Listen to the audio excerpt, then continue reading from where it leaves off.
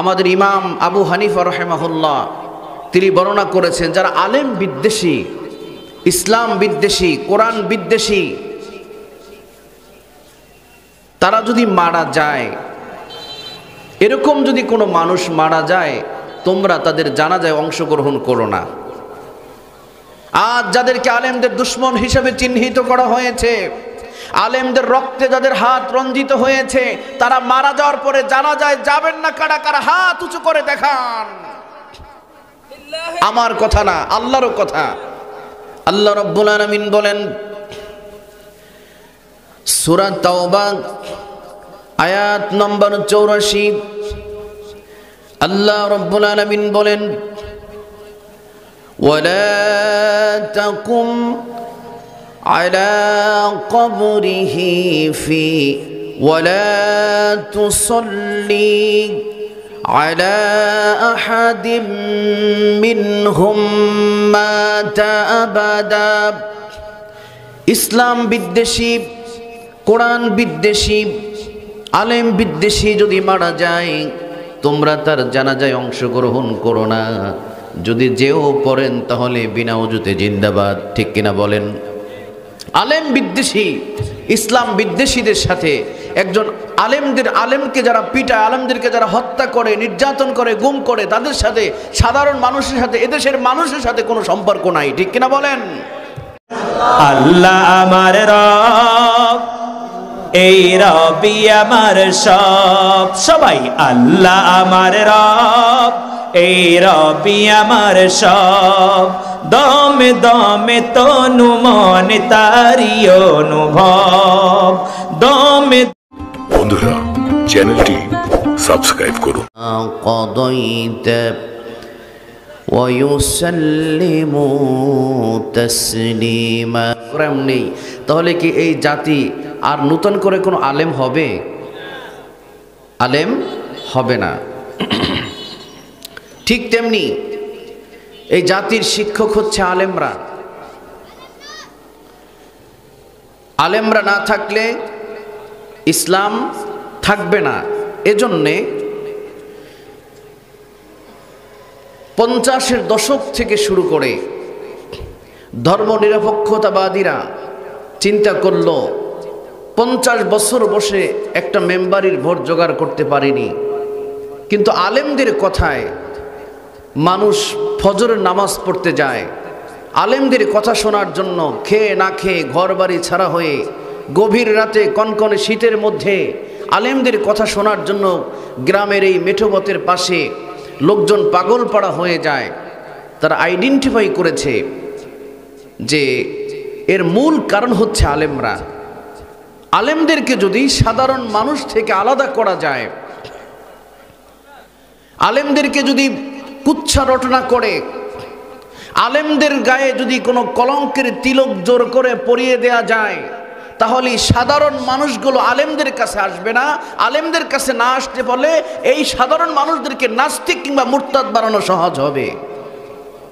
এই চিন্তা করে নাস্তিকেরা, ধর্মনিরপেক্ষতাবাদীরা আলেমদের নামে আলেমদেরকে হত্যার মিশন শুরু করেছে।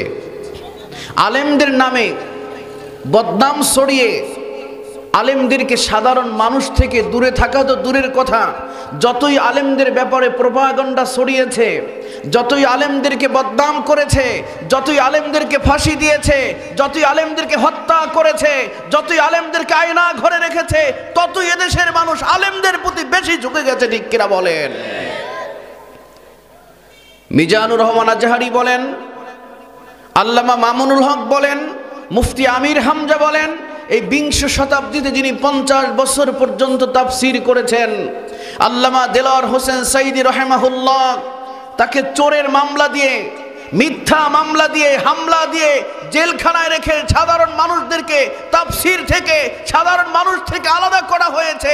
ওয়াল্লাহি, আল্লাহর কসম, এক চুল পরিমাণ আল্লামা সাইদি কিংবা মিজানুর রহমান আজহারির ভালোবাসা কমে যায়নি। আলাদা করতে চেয়েছিল, কিন্তু তারা আলাদা হয়ে গিয়েছে। এমন আলাদা হয়েছে, আল্লাহ তাআলা সূরা হাশরের 2 নম্বর আয়াতে বলছেন, হুয়াল্লাযী আখরাজাল্লাযীনা কাফারু মিন দিয়ারিহিম মিন আউয়ালিল হাশর। তারা এত পরিমাণ নির্যাতিত হয়েছে, এত পরিমাণ ভয় আল্লাহ তাআলা ঢুকিয়ে দিয়েছেন, আন্দোলন শুরু করার আগে ভাত না খেয়ে পালাতে যেতে বাধ্য হয়েছে। আমাদেরকে একটি জানাজা পড়তে দেননি। একজন আলেম 20 শতাব্দীর শ্রেষ্ঠ তাফসীরকারক আল্লামা দেলোয়ার হোসেন সাঈদী রাহিমাহুল্লাহ বদনাম করেছেন, চুরি করেছে। এই জাতিকে বিশ্বাস করানো যায়নি। এমনকি যাকে টাকা পয়সা দিয়ে রাষ্ট্রীয়ভাবে পেলে পুষে যাকে সাক্ষ্য হিসাবে দাঁড় করিয়েছিলেন, তিনিও বলছেন আমার ভগবানের কসম, সেই মনোরঞ্জন বাণী তিনি বলছেন আল্লাহর কসম আল্লামা সাঈদী এক চুল পরিমাণ জেনা করেনি, কোনো গুনাহ করেনি। আমরাও ঠিক এটাই বিশ্বাস করি, আল্লামা সাঈদী কোনো গুনাহ করেনি, ঠিক কিনা বলেন? স্বাধীনতার সাথে আল্লামা দেলোয়ার হোসেন সাঈদীর এক চুল পরিমাণ কোনো কাদা, স্বাধীনতার কাদা তার গায়ে লাগে নাই। তাকে যারা বদনাম করেছিল, তিল তিল করে ইনজেকশন পুশ করে তাকে হত্যা করা হয়েছে। আমরা জানাজা পড়তে চেয়েছিলাম, আমাদেরকে জানাজা পড়তে দেওয়া হয়নি, আমাদেরকে জানাজা পড়তে দেয়নি, আমাদেরকে জানাজা পড়তে দেননি, আপনাদেরকে লোকেরা পালাতে দেয়নি, আপনাদেরকে 45 মিনিট সময় ভাত খাবার মতো সময় তাদেরকে জনগণ দেয়নি, ঠিক কিনা বলেন? বুঝতে হবে আলেমদের সাথে যারা দুশ্মনী করেছে তাদেরকে আপনারা চিনেন না? জোরে বলেন চিনেন? আলেমদেরকে যারা ঘর বাড়ি ছাড়া করেছে, আলেমদের রক্তে যারা এই জমিনকে রঞ্জিত করেছে, আলেমদের চোখের পানি যারা ঝরিয়েছে, আলেমদেরকে যারা আয়না ঘরে নিয়েছে, তাদের কি আর আমাদের কাছে আনবেন? অস্তে বলেন কেন আনবেন? ইমাম আবু হানিফা রাহমাতুল্লাহ আলাইহি তার রেফারেন্স রাসূল করিম সাল্লাল্লাহু আলাইহি ওয়াসাল্লাম আল্লাহ তাআলা কোরআন আল কারীমের একটি সূরার রেফারেন্স দিয়ে আমাদের ইমাম আবু হানিফা রাহিমাহুল্লাহ তিনি বর্ণনা করেছেন, যারা আলেম বিদ্বেষী, ইসলাম বিদ্বেষী, কোরআন বিদ্বেষী, তারা যদি মারা যায়, এরকম যদি কোনো মানুষ মারা যায়, তোমরা তাদের জানাজায় অংশগ্রহণ করো না। আজ যাদেরকে আলেমদের দুশ্মন হিসেবে চিহ্নিত করা হয়েছে, আলেমদের রক্তে যাদের হাত রঞ্জিত হয়েছে, তারা মারা যাওয়ার পরে জানাজায় যাবেন না। কারা কারা হাত উঁচু করে দেখান। আমার কথা না, আল্লাহর কথা। আল্লাহ রাব্বুল আলামিন বলেন সূরা তাওবা আয়াত নম্বর 84, আল্লাহ রাব্বুল আলামিন বলেন ওয়ালা তাকুম على قبره في ولا تصلي على أحد منهم مات أبدا। ইসলাম বিদ্বেষী, কোরআন বিদ্বেষী, আলেম বিদ্বেষী যদি মারা যায়, তোমরা তার জানাজায় অংশগ্রহণ করো না। যদি যেও পড়েন তাহলে বিনা ওযুতে জিন্দাবাদ, ঠিক কিনা বলেন? আলেম বিদ্বেষী, ইসলাম বিদ্বেষীদের সাথে একজন আলেমকে যারা পিটায়, আলেমদেরকে যারা হত্যা করে, নির্যাতন করে, গুম করে, তাদের সাথে সাধারণ মানুষের সাথে, এদেশের মানুষের সাথে কোনো সম্পর্ক নাই, ঠিক কিনা বলেন? দ্বিতীয় হচ্ছে ওয়ালা তাকুম আলা কবরিহি ফি মিল্লাতিল মুসলিমিন। আলেম বিদ্বেষী, ইসলাম বিদ্বেষী, কোরআন বিদ্বেষী যখন মারা যায়, তখন তোমরা তাদের জানাজায় অংশগ্রহণ করবে না। দ্বিতীয় হচ্ছে তাদের কবর মুসলমানদের কোনো কবরস্থানে হবে না, কারণ তারা হচ্ছে নাস্তিক, তারা হচ্ছে ইসলাম বিদ্বেষী। তাদের কবর কোনো মুসলমানদের কবরস্থানে হবে না। সব নাস্তিক মুরতাদ সব এক জায়গায় হয়েছে, বুদ্ধিজীবী। সেই বুদ্ধি মুসলমানদের জন্য নয়। এই বুদ্ধিজীবী মুসলমানদের কোনো কাজে লাগেনি। যেই বুদ্ধি দিয়ে ভারতে বৃষ্টি হলে যারা বাংলাদেশ থেকে ছাতা উঁচু করে ধরে,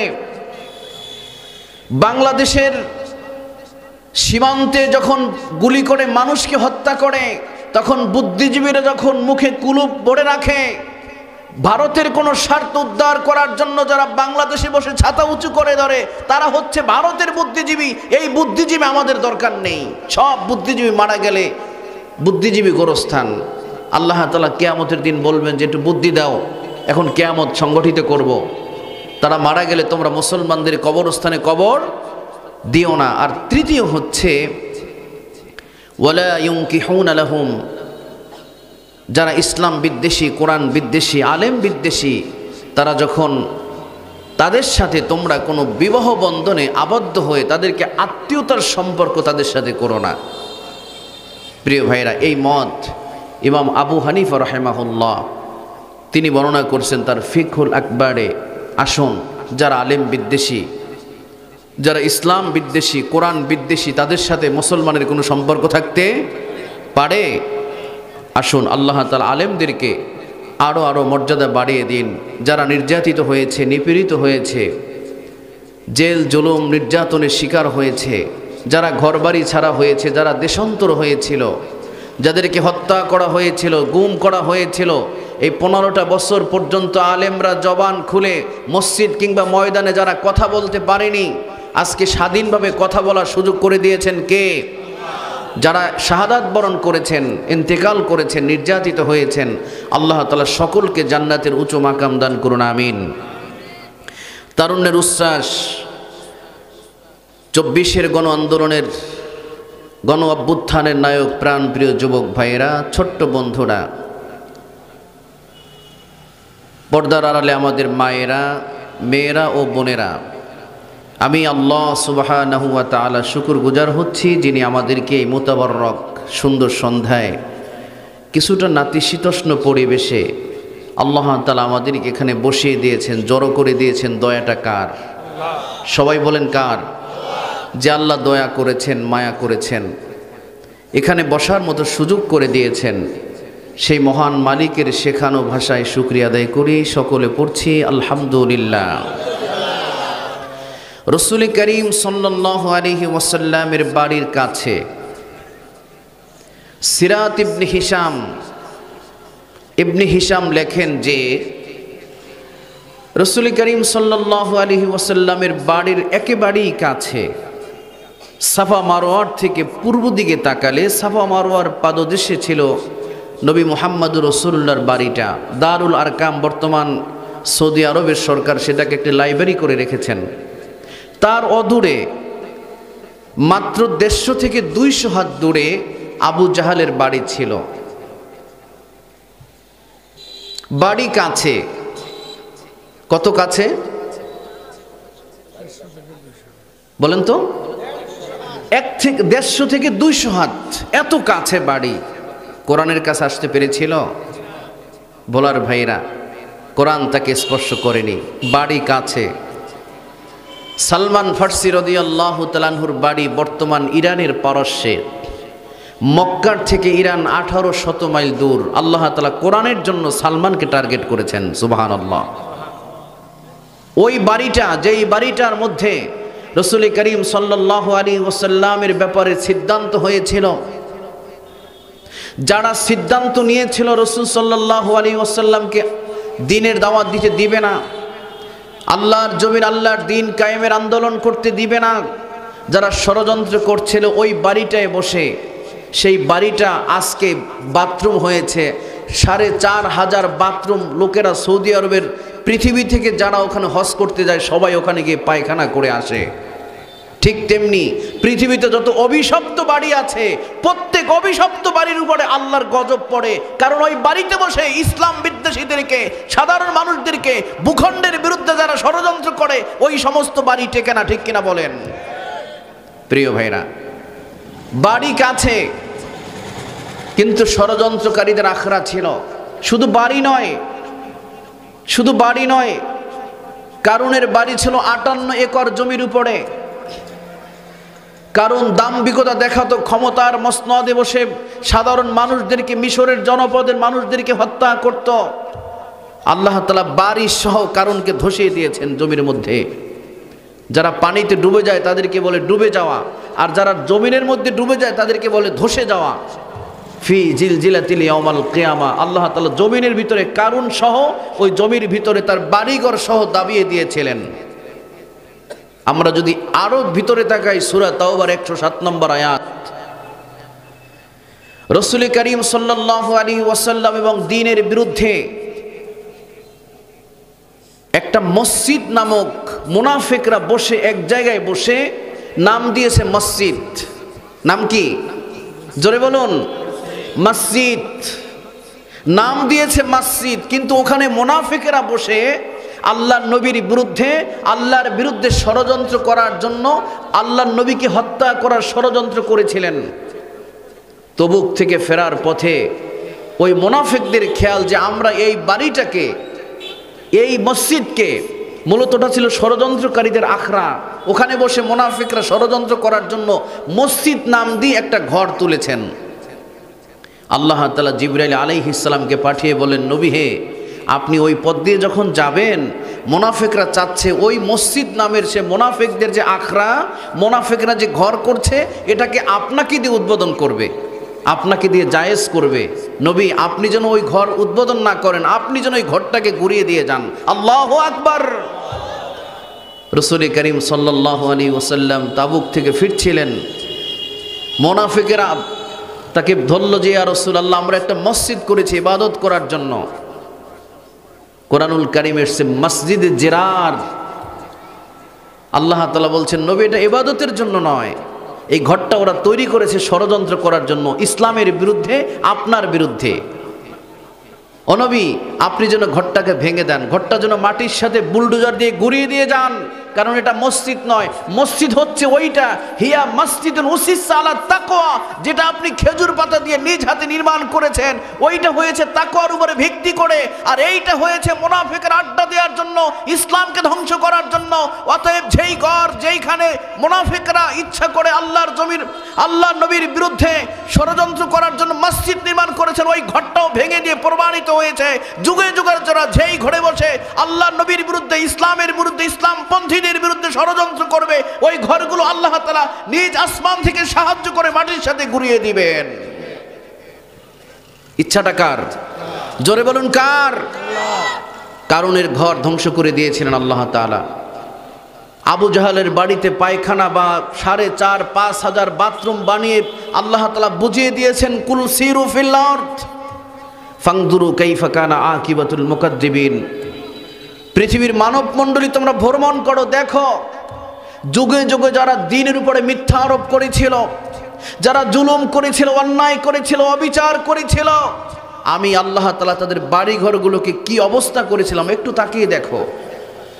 বলছেন কে? আল্লাহ। আসুন আমরা যেন কেউ জুলুম না করি। জুলুম করলে কারণের যে পরিণতি হয়েছে, সেই পরিণতি আমাদের হবেই। যেই পরিণতি আবু জাহেলের হয়েছে, সেই পরিণতি আমাদের হবে। যেই পরিণতি গাদ্দাফির হয়েছে, সেই পরিণতি হবে। যারাই যুগে যুগে এখানে সেখানে যেদিকেই যারা যেখানে জুলুম করবে, তাদের পরিণতি সেই কারণের মতোই হবে। আসুন আমরা কোরআন থেকে শিক্ষা নেই, আমরা যেন জুলুম না করি, অন্যায় না করি। রাসূল করিম সাল্লাল্লাহু আলাইহি ওয়াসাল্লাম হাজার হাজার বছর আগে সামুদ জাতিকে আল্লাহ তাআলা যেখানে ধ্বংস করেছিলেন, যেখানে সামুদ জাতিকে আল্লাহ তাআলা ধ্বংস করেছেন, সেই পথ দিয়ে রাসূল করিম সাল্লাল্লাহু আলাইহি ওয়াসাল্লাম সাহাবীদেরকে নিয়ে যাচ্ছিলেন। তখন আল্লাহ তাআলা বললেন, তোমরা এই আল্লাযিনা মাসাকিনাল্লাযিনা যালামু আনফুসাহুম, ও নবী তুমি এই পথ দিয়ে যেও না, এখানে আল্লাহর গজব পড়ে। সাহাবীদেরকে বলেন, ও সাহাবীরা, আল্লাহ তাআলা নিষেধ করেছেন, এখানে নির্যাতন করেছে, কারণ সাধারণ মানুষদেরকে গুম করেছে সামুদ জাতি আজকে থেকে হাজার হাজার বছর আগে। এই পথ দিয়ে আমাকে যেতে নিষেধ করেছেন, যদিও যাও, আল্লাহ তাআলা বলছেন যদি যাও তাহলে কান্নাকাটি করে, আহাজারি করে, দৌড়ে তারপরে তোমরা পার হয়ে যাও। আল্লাহু আকবার। একথা বলে সাহাবীদেরকে বললেন, ও সাহাবীরা, ফাকান্না রাসূলুহু রাসাহু হাত্তা ওয়াজাদাল ওয়াদিয়ে, একথা বলে রাসূল সাল্লাল্লাহু আলাইহি ওয়াসাল্লাম তার কাঁধের রুমাল মাথায় চাপিয়ে দিয়ে দৌড়ে সাহাবায়ে কেরামদেরকে নিয়ে ওই পথ পার হয়ে গিয়েছিলেন। কারণ ওই পথের উপরে কি পড়ে? আল্লাহর ওই জায়গাটা এখনো গজব পড়ে। আসুন আমরা কোনো গজবের জায়গা চিহ্নিত করতে চাই না। এমন কোনো কাজ করা উচিত নয়, এমন জুলুম করা উচিত নয়, অন্যায় করা উচিত নয়, অবিচার করা উচিত নয় যে অবিচার করার পরে মানুষের চোখের পানি, জুলুম যারা জালেম, যারা জুলুম, তারা অন্যায় করে তারা পালিয়ে যায়, কিন্তু মানুষের চোখের পানি আর থামানো যায় না, মানুষের বদদোয়া থামানো যায় না। ঠিক কিনা বলেন? আসুন প্রিয় ভাইরা, আজকে কোরআন থেকে প্রথম দিন আমি জীবন ঘনিষ্ঠ কিছু কথা বলে আজকের প্রথম দিনের তাফসীর শেষ করতে চাই ইনশাআল্লাহ। সম্মানিত ভাইরা, ঘটনা ঘটেছে আজকে থেকে ৪,৫০০ বছর আগে। মুসা আলাইহিস সালাম বনি ইসরাইলদের মাঝে একটি বক্তব্য দিচ্ছিলেন। এমত অবস্থায় মুসা আলাইহিস সালামের কাছে বনি ইসরাইলের জৈনিক ব্যক্তি জানতে চাইলেন, ক্বালা ইয়া মুসা, প্রশ্ন করলেন, আইয়ুন নাসু আলাম,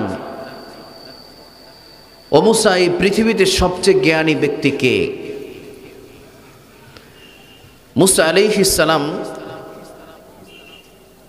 তিনি কোনো কিছু চিন্তা না করে তিনি বললেন যে ফাকালা আনা, আমি বড় জ্ঞানী। তাফসিরে তাবারির মধ্যে, তারিখে তাবারি, ইমাম তাবারি রাহিমাহুল্লাহ তিনি লেখেন যে মুসা আলাইহিস সালাম নিজেকে ৩ কারণে জ্ঞানী মনে করেছিলেন। প্রথম কারণ হচ্ছে ওয়াকাল্লামাল্লাহু মুসা তাকলিমা, মুসা আলাইহিস সালাম আল্লাহর সাথে কথা বলেন। সুবহানাল্লাহ। যিনি আল্লাহর সাথে কথা বলেন তাহলে নিজেকে একটু বড় মনে করতে পারে না? আল্লাহ তাআলা যদি আপনার সাথে কথা বলতেন, আমার প্রিয় ভোলার ভাইয়েরা, নিজেকে আপনি খুব গর্ববোধ করতেন না যে দেখো আল্লাহ আমার সাথে সরাসরি কথা বলেন? যদি আপনার সাথে প্রধান উপদেষ্টা ডক্টর মোহাম্মদ ইউনূস যদি আপনাকে ফোন করে আপনার খোঁজখবর নেন, তাহলে আপনার কেমন লাগবে? ভালো লাগবে না? যে আমার সাথে ডক্টর ইউনূস কথা বলেন, কিংবা কোনো সারজিৎ আলম যদি কথা বলেন, তাহলে কেমন লাগবে? ভালো লাগবে না? আমার কাছে সর্বোচ্চ ফোন করে ডক্টর শফিকুল ইসলাম মাসুদ কিংবা আমিরে জামাত ফোন করে খোঁজখবর নেয়, এটা আমার কাছে অনেক গর্বের বিষয়, অনেক ভালো লাগে। আচ্ছা, আপনার কাছে যদি এই ধরনের বড় কেউ ফোন করে তাহলে কেমন লাগবে? ভালো লাগবে না? তো আল্লাহ তাআলা সরাসরি মুসা আলাইহিস সালামের সাথে কথা বলছেন, কথা বলেন, এজন্য তিনি নিজেকে বড় মনে করছেন। এটা হলো প্রথম কারণ। দ্বিতীয় কারণ হচ্ছে মুসা আলাইহিস সালামের কাছে তাওরাত অবতীর্ণ হয়েছে, আসমানি ওহী, আসমানি কিতাব অবতীর্ণ হয়েছে, যে কারণে তিনি নিজেকে বড় মনে করেছিলেন। আর তৃতীয় কারণ হচ্ছে যে মুসা আলাইহিস সালাম ওই যুগের একজন নবী ছিলেন। আর নবীরা যেই যুগে, যেই শতাব্দীতে যাকে যেখানে আল্লাহ তাআলা রিসালাতের দায়িত্ব দিয়ে পাঠান, তারা হচ্ছে ওই যুগের সবচেয়ে জ্ঞানী মানুষ। সুবহানাল্লাহ। তাহলে কয়টা কারণ? সবাই বলেন। 3 কারণে মুসা আলাইহিস সালাম নিজেকে জ্ঞানী মনে করেছেন। 1, বলেন তো কি কি? আল্লাহর সাথে কথা বলা 1। 2 নম্বর বলেন, তাওরাত অবতীর্ণ হয়েছে। 3, নবীরা হচ্ছে সাধারণ মানুষের চাইতে বেশি জ্ঞানী, এজন্য নিজেকে বড় মনে করেছিলেন। কিন্তু আল্লাহ তাআলা এটা পছন্দ করলেন না। আল্লাহ তাআলার ইচ্ছা হচ্ছে যে বান্দা বলুক যে আল্লাহু আলাম, কে বড় জ্ঞানী, এটা ভালো জানার কথা কার? প্রিয় ভাইরা, এজন্য আল্লাহ তাআলা মুসা আলাইহিস সালামকে থামিয়ে দিলেন। মুসা আলাইহিস সালাম জ্ঞানী ঠিক আছে, কিন্তু সেটা আল্লাহ বলবে। আল্লাহ তাআলা ডিমান্ড হচ্ছে আমি বলবো যে মুসা জ্ঞানী, কিন্তু মুসা কেন বলল আমি জ্ঞানী? আল্লাহ তাআলা মুসা আলাইহিস সালামকে থামিয়ে দিয়ে বলেন, মুসা, তোমার কাছে যে জ্ঞান আছে তার চেয়ে আরেকজনের কাছে আরো কিছু বেশি জ্ঞান আছে। তুমি কেন নিজেকে জ্ঞানী মনে করলে? আমি তোমার কাছে যে জ্ঞান আছে তার চেয়ে বেশি জ্ঞান দিয়ে আমি আরেকজন মানুষকে পৃথিবীতে সৃষ্টি করেছি। মুসা আলাইহিস সালাম যখন জানতে পারলেন আমার চেয়ে বড় জ্ঞানী আছে, তখন তিনি বললেন যে আল্লাহ, তাহলে আমি তার কাছে যেতে চাই, আমি তার কাছ থেকে ওই জ্ঞান নিতে চাই যেই জ্ঞান আমার কাছে নেই। আল্লাহ তাআলা বলেন ঠিক আছে, যাও জ্ঞান নেওয়ার জন্য। ইদহাবা ইলা মাজমা আল বাহরাইন, মুসা তুমি যাও, যেখানে দুই সমুদ্র মিলিত হয়েছে তুমি সেখানে রওনা করো। কথা কি বোঝা যায়? সাথে তুমি একটা মাছ ভাজি করে নাও, আরবিতে বড় মাছকে বলা হয় হুতান। তুমি একটা মাছকে ফ্রাই করে ভাজি করে তোমার ব্যাগের মধ্যে নিয়ে নাও। এই মাছ যেখানে জীবিত হয়ে হারিয়ে যাবে, এই হারিয়ে যাবে হচ্ছে দুই সমুদ্রের মিলনস্থলে, মাজমা আল বাহরাইন, যেখানে দুই সমুদ্র মিলিত হয়েছে, দুই নদী না। বাহরুন অর্থ কি? সমুদ্র, নদী না। বাহরুন অর্থ সমুদ্র। যেখানে দুই সমুদ্র মিলিত হয়েছে মুসা, তুমি সেখানে যাও, ওখানে গিয়ে মাছটা হারিয়ে যাবে, মাছটা জীবিত হবে, তোমার ব্যাগ থেকে লাফ দিয়ে নদী সমুদ্রে ঝাঁপ দিয়ে পড়ে যাবে। মুসা তুমি দেখবে পিছন দিক দিয়ে একটা রাস্তাও তৈরি হয়েছে। অবশ্যই তুমি রাস্তা ধরে চলতে থাকো সমুদ্রের গভীরের দিকে, তুমি সেখানে গিয়ে আমার সেই কাঙ্ক্ষিত জ্ঞানী ব্যক্তিকে পাবে, যেই জ্ঞান তোমার কাছে নেই। এরকম তোমার চাইতে বেশি কিছু জ্ঞান দিয়ে আরেকজন ব্যক্তিকে আমি সৃষ্টি করেছি, তার কাছে তুমি ওখানে খুঁজে পাবে, ওখানে যাও। মুসা আলাইহিস সালাম রওনা করলেন, সাথে নিলেন ভাজি মাছ, ভাজা মাছ। আর এই ব্যাগ বহন করার জন্য একজন খাদেম দরকার না প্রিয় ভোলার ভাইরা? দরকার। কথা বসতে তো অসুবিধা হওয়ার কথা না। আর একটা চেয়ার না এখানে, মনোনাকে একটা চেয়ার দেন। প্রিয় ভাইরা,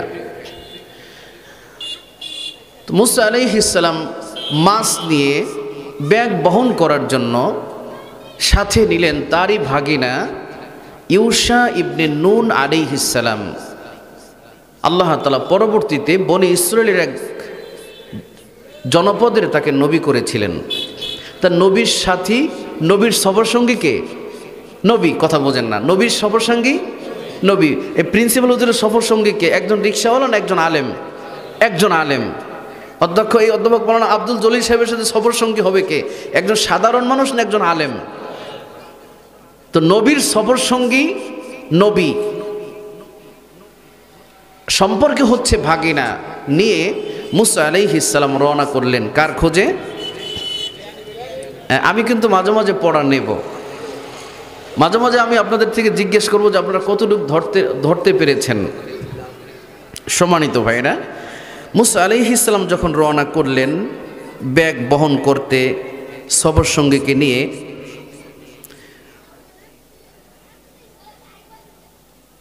ভাজি মাছ নিয়ে মুসা আলাইহিস সালাম রওনা করার এক পর্যায়ে চলতে লাগলেন।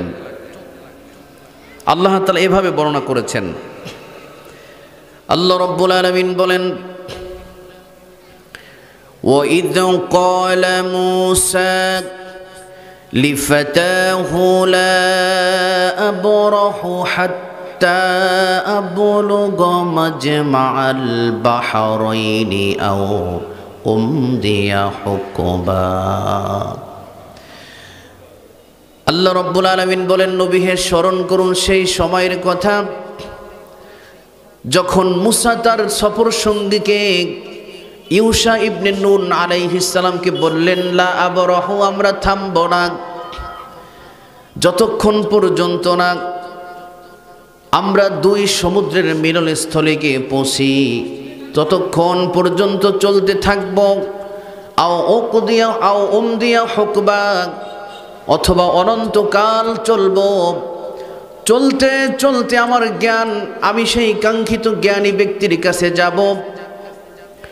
আমি যদি জ্ঞানী মানুষের কোনো খোঁজ না পাই, আমি অনন্তকাল চলব, কিন্তু তারপরেও আমি জ্ঞানী ব্যক্তিকে খবর নিয়ে আসবো, জ্ঞানী ব্যক্তির থেকে আমি জ্ঞান নিয়ে আসব। তাফসিরে এসেছে আও হুকবা, আও হুকবার ব্যাখ্যা ওলামা ইকরামগণ বুঝবেন যে হুকবা বলা হয় 80 বছরকে বলা হয় এক হুকবা।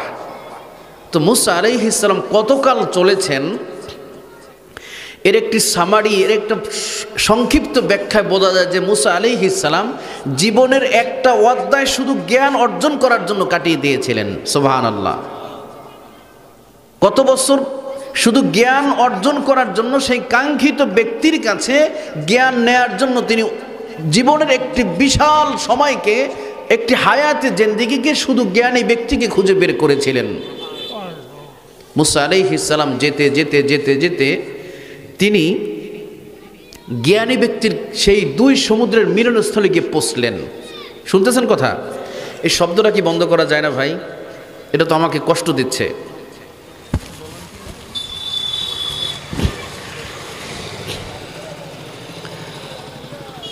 একজনে দেখবেন, এই কথা আমি আর বলবো না, আপনারা একজনে এই বাচ্চারা ডিস্টার্ব করে এটাকে থামাই দেবেন। বাহিরে কারা দুষ্টামি করে এটা থামান, এরপরে তাফসীর শুনেন। তো মুসা আলাইহিস সালাম জীবনের একটি বিশাল অধ্যায়কে পার করে তিনি সেই সমুদ্রের মিলনস্থলে গিয়ে পৌঁছলেন। যখন পৌঁছলেন আল্লাহ তাআলা এভাবে বর্ণনা করতে লাগলেন, فَلَمَّا بَلَغَا مَجْمَعَ بَيْنِهِمَا نَسِيَا حُوتَهُمَا فَاتَّخَذَ سَبِيلَهُ فِي الْبَحْرِ سَرَبًا। মুসা এবং তার সফর সঙ্গী দুজনে চলতে চলতে ফালাম্মা বালাগা মাজমা, অতঃপর তারা দুজনে গিয়ে সমুদ্রের মিলনস্থলে গিয়ে পৌঁছলেন। যখন পৌঁছলেন বাইনিহিমা নাসিয়া হুতাহুমা, কিন্তু মুসা আলাইহিস সালাম দীর্ঘ সফর করে ক্লান্ত হয়ে ভাগিনার উরুর উপরে মাথা দিয়ে কিছুটা ঘুমিয়ে নিলেন। যখন মুসা আলাইহিস সালাম ইউশার উরুর উপরে ঘুমান, ওই অবস্থায় মাছ হঠাৎ করে ব্যাগের ভিতরে নাড়াচাড়া শুরু করেছে। এক পর্যায়ে মাছ সমুদ্রের ভিতরে ঝাঁপ দিয়ে পড়ে গেছে জীবিত হয়ে। কিন্তু মুসা আলাইহিস সালাম ঘুমিয়ে আছেন, এই দৃশ্য আর তিনি দেখছেন না। ঘুম থেকে উঠে মুসা আলাইহিস সালাম ভাগিনাকে নিয়ে আবার চলতে লাগলেন। ঘুম থেকে উঠে তড়িঘড়ি করে বহুদূর চললেন। এক রাত কিংবা 2 রাত, একদিন কিংবা 1 রাত 2 দিন চলতে চলতে সামনে যখন চলে গেলেন, সামনে 2 রাত 1 দিন সামনে গিয়ে বলতে লাগলেন ভাগিনাকে, ফালাম্মা জাওয়াজা قال لفتاه آتنا غداءنا لقد لقينا من سفرنا هذا نصبا। ভাগিনাকে বললেন যে ভাগিনা, ফালাম্মা জাওয়াজা قال لفتاه آتنا غداءنا, যে ভাগিনা আমরা তো বহুদূর চলে এসেছি, বড় ক্ষুধা লেগেছে, পথিমধ্যে একটু ঘুমিয়ে নিলাম। তো কাজ করো ভাগিনা, এই ব্যাগের ভিতরে এই যে থলে এটার ভিতরে নাস্তা আছে আর ওই যে মাছ ভাজি করা আছে, এটা বের করো, দুজনে খেয়ে নেই, মামা ভাগিনা খেয়ে এরপরে সামনে পথ চলবো। বলার ভাইরা মাছ কি আছে? মাছ তো আগেই হারাই গেছে। এখন ভাগিনা বলতে লাগলেন যে মামা, মুসা আলাইহিস সালাম বললেন যে একটু বাড়িয়ে বলেন, লাকদ লাকিনা মিন সাফারিনা হাযা নাসাবা, ভাগিনা বড় ক্লান্ত হয়ে পড়েছি, দীর্ঘ সফর করতে করতে খুব ক্ষুধা পেয়েছে, তাড়াতাড়ি নাস্তা বের করো বেটা। তখন ভাগিনা বলতে লাগলেন, কলা আর আইতা মামা, ও মামা এই কথা বলছেন? আপনি তো নাস্তা চাচ্ছেন মামা, মাছ বের করতে বলছেন, মাছ তো হারাই গেছে। কোথায়? যেখানে আপনি আমার উরুর উপরে মাথা দিয়ে ঘুমিয়েছিলেন, মাজমা আল বাহরাইন, যেখানে 2 সমুদ্র মিলিত হয়েছে মামা, সেখানে তো মাছ হারিয়ে গেছে। এখন বলতে লাগলেন, আন আযকুরাহু ইল্লা শাইতান, এখন মুসা আলাইহিস সালাম বললেন যে মামা তাহলে এই দুরাত একদিন চলে সামনে চলে আসছি, এখন তুমি বললে কেন, আগে বলো নাই কেন? তখন ইউশা ইবনে নুন বলতে লাগলেন যে মামা আমি যে বলবো আন আযকুরাহু ইল্লা শাইতান, শয়তান আমাকে ভুলিয়ে রাখছে। শয়তান আমাকে 3 দিন ব্যাপী তাফসির মাহফিল, অনেকেই শয়তান ভুলাইয়া এখনো বাহিরে বসে বিড়ি টানে, ফুসকা খায়, ধোঁয়া কোন দিকে যায় এরকম ধোঁয়া মারিয়ে এবার দেখে যে কত দূর যাচ্ছে। কিরকম পাগল আসে না, কি বলা আসে না পাগল? মাহফিল কি প্রত্যেক দিন হবে? আবার 1 বছর পরে প্রিন্সিপাল হুজুরকে পাইবেন, এরকম স্টেজ বানাবে, এরকম লাইটিং করবে, ডেকোরেশন করবে, তাই না? কিন্তু আপনি মাহফিলে আসছেন না, আপনি বসে বসে তামসা দেখতেছেন, আবার নিয়ত করছেন শেষের দিন যাবেন। এমনও হতে পারে আজকে রাত্রি আপনি মৃত্যুবরণ করে ফেলছেন, তাই নয় কি? অতএব যে যেখান থেকে শুনছেন, যারা কাছাকাছি আছেন, আসার সুযোগ আছে যাদের, আমি বিনয়ের সাথে বলছি ময়দানে চলে আসুন, নসিব খুলে যাবে। যারা কোরআনের কাছে এসেছিল সবার নসিব ভালো হয়েছিল, আর যারা কোরআনের সাথে গাদ্দারি করেছে, কোরআনের সাথে দুশ্মনী করেছে, কোরআনকে শত্রু মনে করেছে, তাদের কবর রচনা এই দুনিয়ার হয় নাই। অতএব আপনাকে কোরআনের দিকে আহ্বান করছি, আপনাকে কোরআনের দিকে আহ্বান করছি, কোনো দলের দিকে নয়। কার দিকে? আল্লাহর দিকে। জোরে বলুন কার দিকে? আল্লাহ রাব্বুল আলামিন বলেন وَسَارِعُوا إِلَى مَغْفِرَةٍ مِّن رَّبِّكُمْ وَجَنَّةٍ عَرْضُهَا السَّمَاوَاتُ وَالْأَرْضُ أُعِدَّتْ لِلْمُتَّقِينَ। পৃথিবীর মানব মণ্ডলী তোমরা প্রতিযোগিতা করো, দৌড়াও। ওয়াসারিউ ইলা মাগফিরাতিম মির রাব্বিকুম, তোমার রবের দিকে, তোমার রবের ক্ষমার দিকে তোমরা দৌড়াও। আল্লাহু আকবার।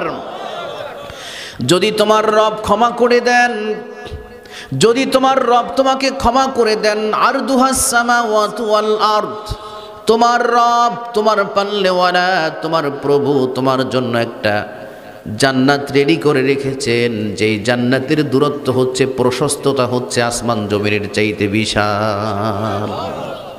এখন এই জান্নাত কাদের জন্য? আল্লাহ রাব্বুল আলামিন বলছেন উইদ্দাতিল মুত্তাকিন, মুত্তাকিদের জন্য। জান্নাত কাদের জন্য? জোরে বলুন। মুত্তাকিন। মুত্তাকি হচ্ছে আরবি শব্দ, ফার্সি বলা হয় পরহেজগার, আর বাংলায় বলা হয় ভালো মানুষ। কি মানুষ? সবাই বলুন। তাহলে আজকে আমরা এই তাফসিরের প্রথম যেটা শিখলাম সেটা হচ্ছে নিজেকে বড় মনে করতে নাই, এক। দ্বিতীয় হচ্ছে জান্নাত ভালো মানুষের জন্য। জান্নাত কাদের জন্য? সব মানুষ জান্নাতে যাবে মনে করছেন? হ্যাঁ, সবাই কি জান্নাতে যাবে? ওয়াইদাত একটা জান্নাতের একটা ডেফিনেশন, একটা সংজ্ঞা। কারা যাবে জান্নাতে আল্লাহ তাআলা চিহ্নিত করেছেন। তো জান্নাতে যাবে মুত্তাকি, পরহেজগার, ভালো মানুষ। যদি ভালো মানুষ না হতে পারি তাহলে জান্নাতে যাবার কোনো সুযোগ নাই। প্রিয় ভাইরা, আসুন যেদিকে, ওইদিকে যেহেতু তাফসির নয়, আমি যেই দিকে যাচ্ছি এটাই শেষ করি আজকে। আসুন এই জান্নাতে মানুষের সাথে আল্লাহ তাআলা আমাদেরকেও জান্নাতে যাবার তৌফিক দান করুন, আমিন। আল্লাহ কিয়ামতের দিন আমাদেরকে এরকম একটি পরিবেশে, এরকম একটা মাজলিসে আমাদেরকে একই জান্নাতে সকলকে বসবাস করার তৌফিক দান করুন, আমিন। সম্মানিত ভাইরা, মুসা আলাইহিস সালাম ভাগিনাকে বললেন যে ভাগিনা তাহলে আমাকে আগে বলনি কেন? বলল যে মামা আপনি তো উঠেই আমাকে বললেন যে তাড়াতাড়ি চলো, আমরাও খুব তড়িঘড়ি করে আমি রওনা করে চলছি, আর ভুলে গিয়েছি, মূলত শয়তান আমাকে ভুলিয়ে রাখছে। মুসা আলাইহিস সালাম বললেন قال ذلك ما كنا نبغي فأرتد على آثارهما قصصا। ওরে ভাগিনা, আমরা যে দুরাত একদিন সামনে অ্যাডভান্স হয়ে গিয়েছি, সামনে এসেছি, মূলত এই দিকে নয়। আল্লাহ রব্বুল আলামিন আমাকে যেতে বলেছেন সেই পর্যন্ত যেখানে 2 সমুদ্র মিলিত হয়েছে। অতএব মুসা এবং তার ভাগিনা ইউশা ইবনে নুন দুইজনে সমুদ্রের পার দিয়ে যে হেঁটে গিয়েছিলেন, বালুর ভিতরে যে পায়ের ছাপ পড়েছে, ইবনে কাসির লেখেন এই ফুটপ্রিন্ট পায়ের ছাপ দেখে দেখে দেখে দেখে হাঁটতে হাঁটতে মুসা এবং ইউশা ইবনে নুন আবার সেই মাজমা আল বাহরাইন, দুই সমুদ্রের মিলনস্থলে এসে পৌঁছলেন, যেখানে মাছ হারিয়ে গিয়েছিল। এখন এই জায়গাটা কোথায়? মাজমা আল বাহরাইন, ইদহাবা ইলা মাজমা আল বাহরাইন, দুই সমুদ্রের মিলনস্থলে যাও, সেখানে আমার কাঙ্ক্ষিত ব্যক্তিকে পাবে। এখন এই দুই সমুদ্রের মিলনস্থল মাজমা, যেখানে জমা হয়েছে, এই জায়গাটা কোথায়? কেমনে মোবাইল বাজে? এই জায়গাটা কোথায় এটা জানার জন্যই মূলত তাফসীর। এটা জানার জন্যই কি, জোরে বলুন, এটা কি চায়ের দোকানে জানা যাবে? হ্যাঁ, লঞ্চ ঘাট জানা যাবে মনে হয়, আড্ডাখানায় জানা যাবে। এটা জানার জন্যই তাফসীর। এই জায়গাটা হচ্ছে সুদানের রাজধানী খার্তুম নগরীর পাশ দিয়ে বয়ে গেছে নীল নদীর দুটো শাখা। একটি শাখা দিয়ে পানি বয়ে যাচ্ছে সমুদ্রের, এই নীল নদ, আরবিতে বলা হয় বাহরুল আবিয়াদ। আরেকটি শাখা, ওইটার পানি হচ্ছে বাহরুল আরজাক। একটার পানি হচ্ছে নীল, আর একটার পানি হচ্ছে সাদা। এই দুই পানি যেখানে এসে মিলিত হয়েছে, এটাকে বলা হয় মাজমা আল বাহরাইন। জোরে বলুন সুবহানাল্লাহ। আল্লাহ তাআলা মুসা আলাইহিস সালামকে বর্তমান সুদানের রাজধানী খার্তুম নগরীর এই নীল নদের যে দুই সমুদ্র যেখানে মিলিত হয়েছে, আল্লাহ তাআলা এখানে সফর করতে বলেছিলেন ইমাম তারিখের তাবারির বর্ণনা অনুযায়ী। তো মুসা আলাইহিস সালাম সেখানে আসলেন। গিয়েছিলেন কেন? জ্ঞান অর্জন করার জন্য। জ্ঞান অর্জন করার জন্য কত দীর্ঘ সফর করেছেন। আল্লামা শেখ সাদি কত চমৎকার করে বলেছেন, মাআলুম সহজ হিজ, মাআলুম না সহজ। জানতে গিয়ে এটাই জানিলাম, আসলে কিছুই জানিতে পারিলাম না, কিছুই জানতে পারিলাম না। রবীন্দ্রনাথের কবিতা এভাবে,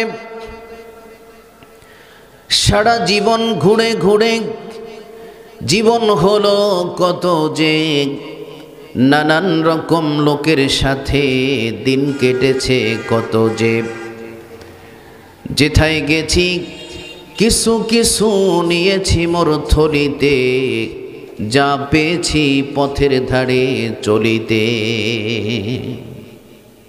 এজন্যে ইসলামের প্রথম কথা নামাজ নয়, প্রথম কথা বড় পাঞ্জাবি নয়, বড় টুপি নয়, বড় পাগড়ি নয়, জাকাত নয়, হজ নয়, দান নয়, সদাকা নয়, মসজিদ নয়, মাদ্রাসা নয়।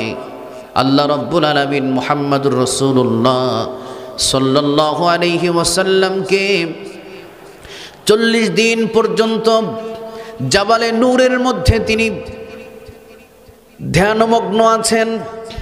40 দিন পরে বয়স যখন 40 বছর হয়েছে, সুবহানাল্লাহ বলবেন না, থেকেছেন 40 দিন, বয়সও 40। এইবার আল্লাহ রাব্বুল আলামিন প্রিয় নবী মুহাম্মদুর রাসূলুল্লাহ সাল্লাল্লাহু আলাইহি ওয়াসাল্লামের কাছে জিবরিল আলাইহিস সালামকে পাঠালেন, জান্নাতের রেশমি চাদরে মুড়িয়ে 5 আয়াত নিয়ে জাবালে নূরের মধ্যে গভীর রাতে আল্লাহ নবীর কাছে এসে জিবরিল আলাইহিস সালাম বললেন, ইয়া রাসূলুল্লাহ করা, ইয়া রাসূলুল্লাহ, ও নবী আপনি পড়ুন। আল্লাহ নবী বলেন, মা আনা বিকরি, আমি পড়তে পারি না। আবার বললেন, ও নবী আপনি পড়ুন। ইকরা ইয়া রাসূলুল্লাহ, আপনি পড়ুন। বললেন, মা আনা বিকরি, আমি পড়তে জানি না। জিবরিল আলাইহিস সালাম তাকে চাপ দিলেন, আলিঙ্গন করলেন, এবার ছেড়ে দিলেন। এবার জিবরিল আলাইহিস সালাম বললেন, ইয়া রাসূলুল্লাহ আপনি আমার সাথে পড়ুন। ইকরা বিসমি রাব্বিকাল্লাযী খলাক, খলাকাল ইনসানা মিন আলাক, ইকরা ওয়া রাব্বুকাল আকরামুল্লাযী আল্লামা বিল কলম। নবীকে শিক্ষা দিলেন 5 আয়াত। সর্বপ্রথম শব্দটা হচ্ছে ইকরা বিসমি রাব্বিকাল্লাযী খলাক। ও নবী আপনি পড়ুন, ও নবী আপনি পড়ুন আপনার রবের নামে যিনি আপনাকে সৃষ্টি করেছেন। ইকরা রাব্বুকাল আকরাম, আপনার রব মহান মহিমাময়। আল্লাযী আল্লামা বিল কলম, যিনি কলমের মাধ্যমে জ্ঞান দিয়েছেন। তাহলে ইসলামের প্রথম শিক্ষা হচ্ছে পড়ো। কে? জোরে বলুন, পড়ো। পড়ো, আগে পড়ে তোমার রবকে জানো। যেই পড়ার মধ্যে, যেই লেখনির মধ্যে, যেই সাহিত্যের মধ্যে ইকরা বিসমি রাব্বিকাল্লাযী খলাক উচ্চারণ হয় না, যেই পড়ার মধ্যে রবের কোনো পড়া থাকে না, ওই পড়া মুসলমানদের জন্য পড়া হারাম, পড়াই জায়েজ নাই। যেই পড়ার মধ্যে আল্লাহর নাম নেই। আমার এই ছোট্ট 56,000 ভূখণ্ডের এই ছোট্ট বাংলাদেশে শুধুমাত্র মানুষদেরকে জাগতিক বানানোর জন্য, ভোগবাদী বানানোর জন্য, বস্তুবাদী বানানোর জন্য আমাদের সামনে সাহিত্য তুলে দেয়া হয়েছে শেক্সপিয়রের সাহিত্য। আমাদের সামনে গল্প দেয়া হয়েছে চট্টোপাধ্যায়ের। আমাদের সামনে উপন্যাস দেয়া হয়েছে বঙ্গোপাধ্যায়ের। আমাদের সামনে কবিতা দেওয়া হয়েছে চ্যাটার্জির। আমাদের সামনে পেশ করা হয়েছে ঠাকুরের কবিতা। এগুলো মুসলমানদের প্রত্যেক বই পুস্তক সাহিত্য ভরে দেওয়া হয়েছে শুধুমাত্র ঠাকুর আর চট্টোপাধ্যায় বঙ্গোপাধ্যায় দিয়ে।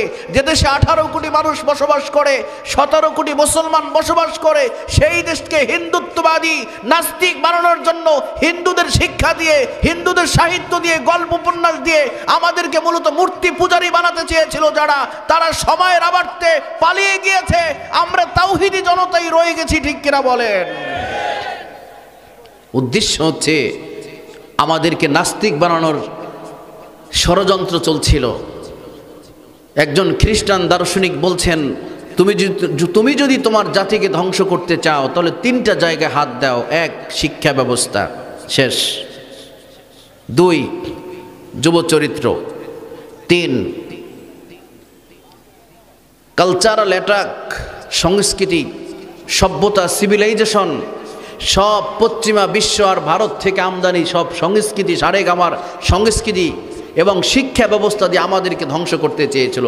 যেই দেশের 17 কোটি মুসলমান, শতকরা 90% মুসলমান, যে দেশে আজান হওয়ার পরে সূর্য ওঠে, যে দেশে আজান হওয়ার পরে সূর্য ডোবে, সেই দেশের নাস্তিকতাবাদ শিক্ষা ব্যবস্থা আমরা কি মেনে নেব? প্রয়োজন আল্লাহর জমিন, আল্লাহর দ্বীন কায়েমের জন্য ইকরা বিসমি রাব্বিকাল্লাযী শিক্ষা ব্যবস্থা ফিরিয়ে আনার জন্য। আবার যদি একটি 5ই আগস্ট আসে, আবার যদি রক্ত দেওয়ার প্রয়োজন হয়, আবার যদি জমিনে রক্ত ঢেলে দিয়ে আল্লাহর জমিন, আল্লাহর দ্বীন কায়েমের আন্দোলন করতে হয়, কারা কারা রাজি হাত উঁচু করে দেখান।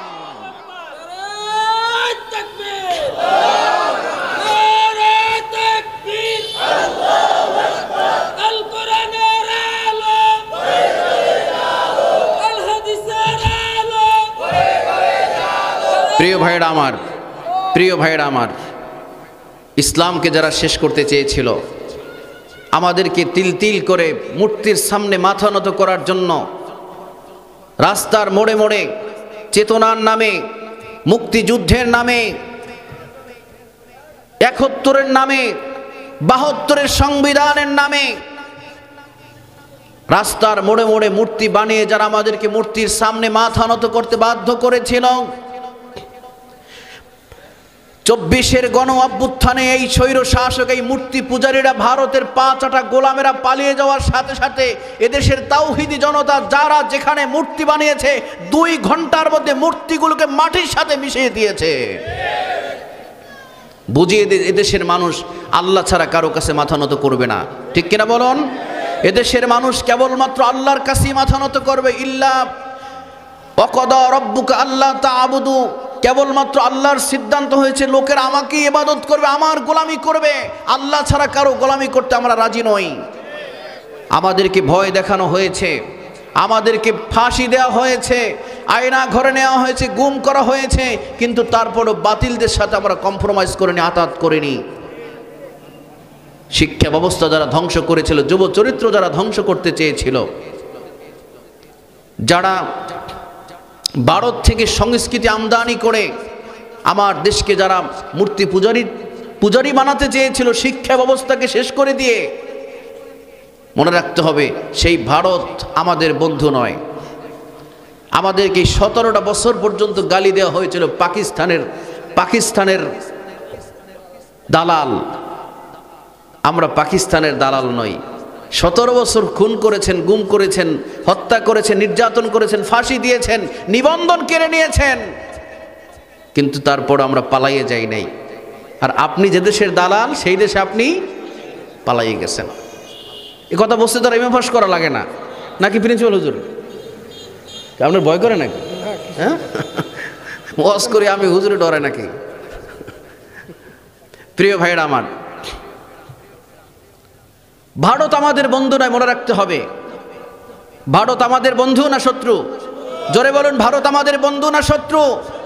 ভারত আমাদের শত্রু, ভারত আমাদের বন্ধু নয়।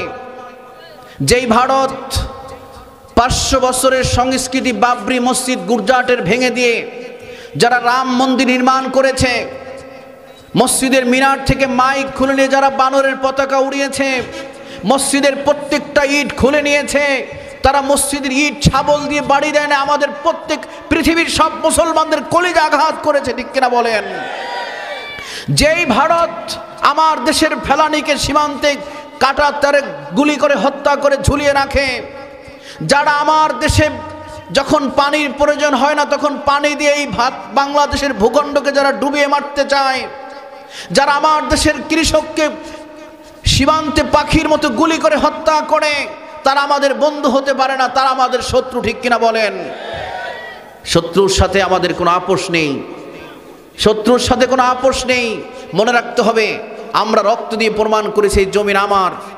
এই জমিন কোনো হিন্দু দাদুদের নয়, কিংবা হিন্দু রাম মন্দিরের প্রতিষ্ঠাকারীদের নয়।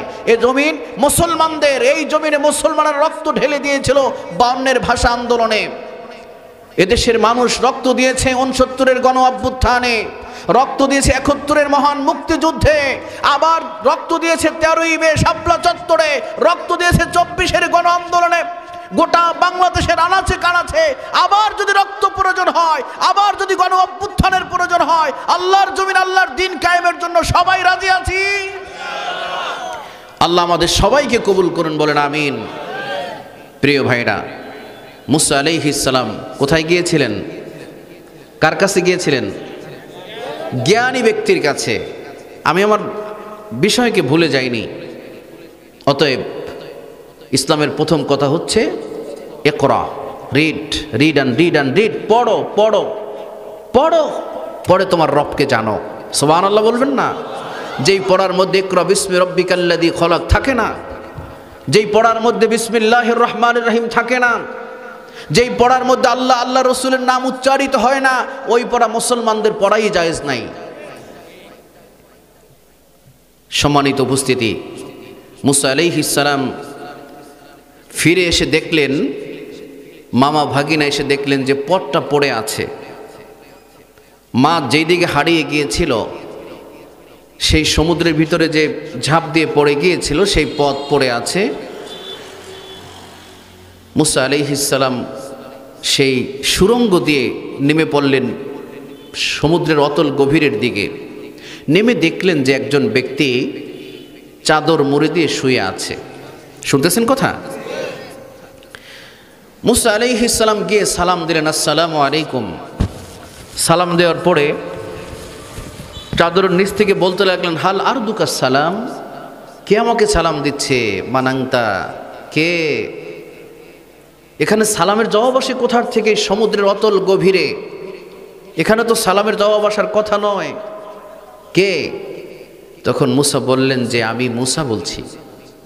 তখন ওই চাদরওয়ালা বলতে লাগলেন যে বনি ইসরাইলের মুসা। সুবহানাল্লাহ, বনি ইসরাইলের মুসা। তখন বললেন জি আমি বনি ইসরাইলের মুসা। একথা বলার পরে ওই চাদরওয়ালা, সেই কাঙ্ক্ষিত জ্ঞানী ব্যক্তি যার কাছে আল্লাহ তাআলা মুসা আলাইহিস সালামকে প্রেরণ করেছিলেন, পাঠিয়েছেন, তিনি চাদরটা মুখ থেকে সরিয়ে তিনি উঠে বসলেন। তখন মুসা আলাইহিস সালাম দেখলেন একজন মধ্যবয়স্ক শুভ্রভাষী খুব সুন্দর দাড়িওয়ালা একজন ব্যক্তি চাদরের নিচ থেকে বের হয়ে আসছে, যার নাম হচ্ছে হযরতে খিদির আলাইহিস সালাম। খিদির আলাইহিস সালামকে পেয়ে, তাহলে জ্ঞানী ব্যক্তিকে পেয়েছেন, জ্ঞানী ব্যক্তিকে পেয়েছেন। পাওয়ার পরে মুসা আলাইহিস সালাম বলতে লাগলেন যে হাল আত্তাবিউকা। মুসা আলাইহিস সালাম গিয়েছিলেন কেন? সবাই বলুন। খাবার খাইতে, বড় করে মিলাদ শরীফ পড়বে। যেহেতু সে যেইটা তার উদ্দেশ্য আপনি ঢাকা যেই কাজে গিয়েছেন সেই কাজই করবেন না, গুলিস্তানে গিয়ে খালি ঘুরবেন, সেই কাজই করবেন, সেই কাছেই আগে যাবেন। তো মুসা আলাইহিস সালাম দেখেন কত শিক্ষা এখানে। যেহেতু আপনি যাচ্ছেন ভোলা সদরে খুব গুরুত্বপূর্ণ কাজে, এখন গিয়ে যদি আপনি এই ইলিশা পরাণগঞ্জে গিয়ে আড্ডা দেন, তাহলে আপনার কাঙ্ক্ষিত কাজ কি করা হবে? যাবেন আদালতে, কোর্টে, কিন্তু আপনি একজন পুরানো বন্ধুকে পেয়ে চায়ের দোকানে আড্ডা মারছেন, পরে দেখেন 2টা বাজে ম্যাজিস্ট্রেট নেমে গেছে, এই সপ্তাহের তারিখ হবে না, তারিখ হবে আবার 3 মাস পরে। আজকে তাফসিরের তৃতীয় শিক্ষা হচ্ছে মূল কাজ, যে কাজ সেই কাজের জন্যই আগে নক করতে হবে, সেখানে আগে যেতে হবে। ঠিক আছে? মুসা আলাইহিস সালাম গিয়েই বলতে লাগলেন, قال له موسى هل أتبعك على أن تعلمني مما علمت رشدا। মুসা আলাইহিস সালাম বললেন, আমি কি আপনার সাথে একটু থাকতে পারি? এজন্য যে আলা আন তুআল্লিমানি, আমি আপনার সাথে থাকবো, আমাকে কিছু জ্ঞান দান করবেন। মিম্মা উল্লিমতা রুশদা, আমি আপনার থেকে উপকৃত হতে চাই, কিছু জ্ঞান নিতে চাই, আমি কি থাকতে পারি?